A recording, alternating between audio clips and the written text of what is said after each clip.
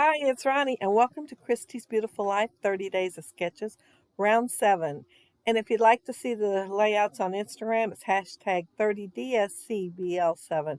And this is a sketch we're using today, and it's by Laura Whitaker, one of my favorites. And yeah, she just always adds those little extra things. So my layout's going to be pretty close to it, but the opposite, just because Charlie's looking in the opposite direction. I'm going to be using Echo Park, Wish Upon a Star, and Simple Stories Say Cheese. Maybe 1 and 2, but I'm not sure. They're mixed together. I can't tell. I am cutting the center out of that paper with the diagonal stripes so that I can fussy cut the viewfinders on the other side later.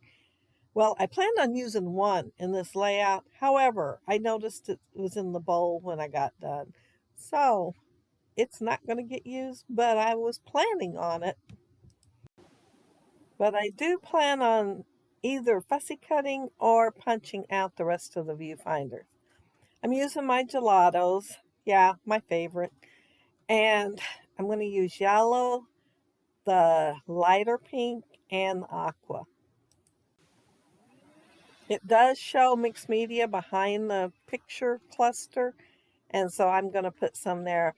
I'm going to try to guess how big a space I need, but y'all know how well that works out sometimes. Yeah, it did better this time than others, but look how many times I'm holding that photo up there. It should do better.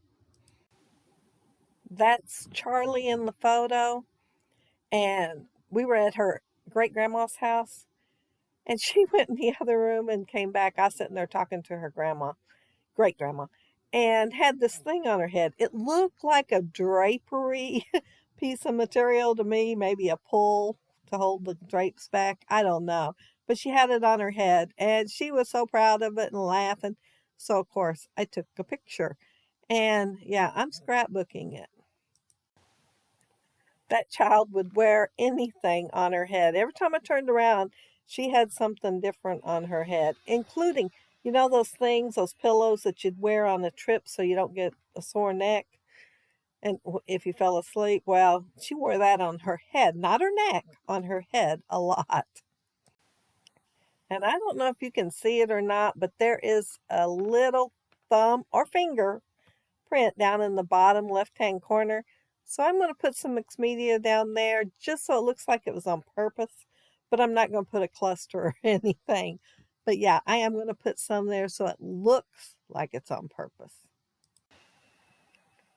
It took me a few minutes to figure out what I wanted to do with it because first thought went through my head was to wipe it with a baby wipe and then it'd be gone. But then I remembered I forgot to use gesso. So I finally decided on just a few little splatters down there so it looks like it's on purpose. I don't know about you all, but I can get pretty messy with mixed media. I think I'm about done because I'm putting some splatters on there. I've thought about doing it when I put the blotches on there, but well, I'll wait to see where I need them at. And well, they just end up wherever they want anyway. I could have went ahead and done it. But yeah, I'm adding a few splatters. And if y'all look up there at the sketch, the title's in the upper right-hand corner, which would make mine the upper left-hand corner, but it's too big to go there, so it's going to go down lower. I picked one of the lighter colored papers for right behind the photo, and then I'm putting a darker one with little tiny stars behind that so that it'll show up just a little bit better. But I'm going to also pull out some red cardstock. And if you look on the sketch, it's kind of like, well, it looks like a piece of corrugated cardboard, only it looks like it may be colored. Since this is black and white, you know, I'm saying may be colored. But yeah, I'm going to make my own. It's not going to look as much like corrugated cardstock as I would like. I did not go get the crimper. And I should have.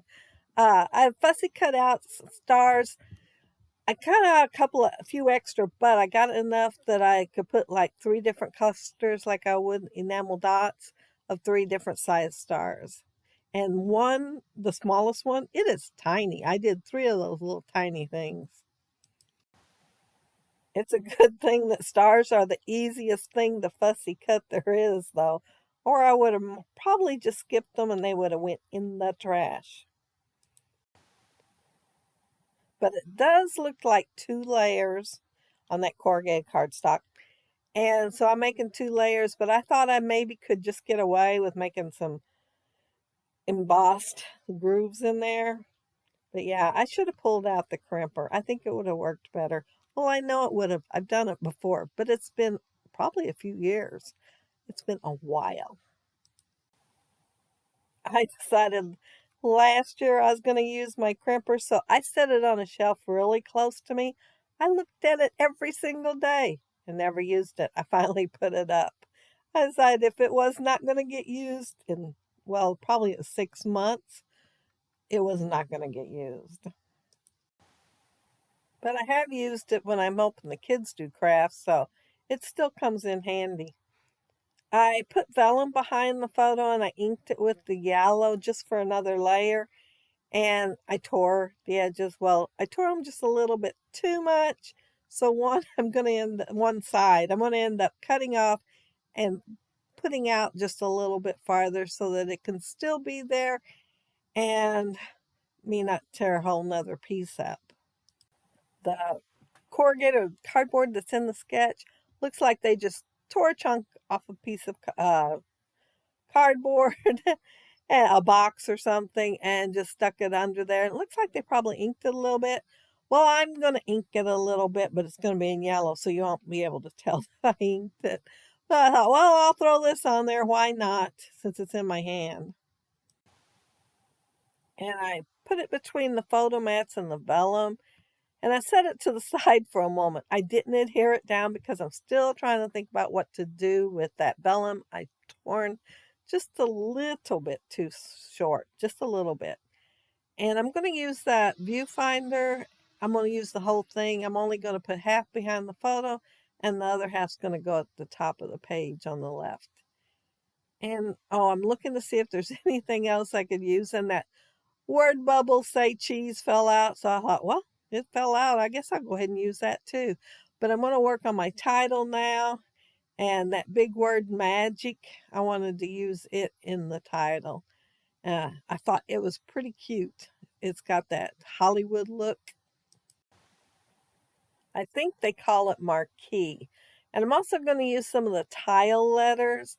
So I'm putting them on the cardstock so I can just cut them out together and move them around while I'm doing the titles, because I don't always make up my mind right off the bat how to do it, especially since I'm planning more than one font. But my title's going to be There Must Have Been Some Magic in That Silly Old Hat She Found. And I'm going to put hat in like little parenthesis things because we all know that's not a hat. And so, yeah, I'm making fun of it not being a hat, I guess. But if you look at the word silly on the title, the Y looks a little silly.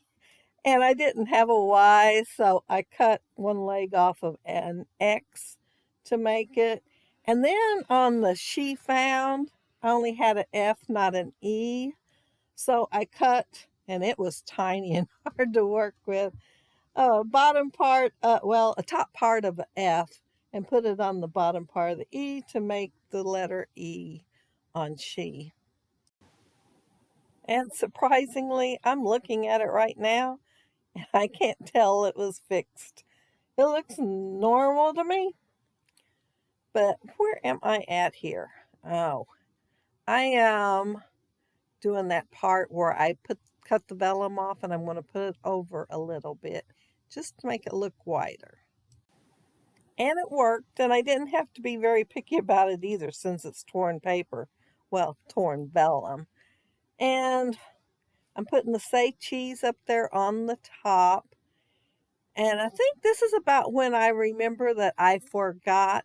Yeah, I forgot. See, there's a thread all the way around underneath the cluster in a circle, kind of like a wreath or something.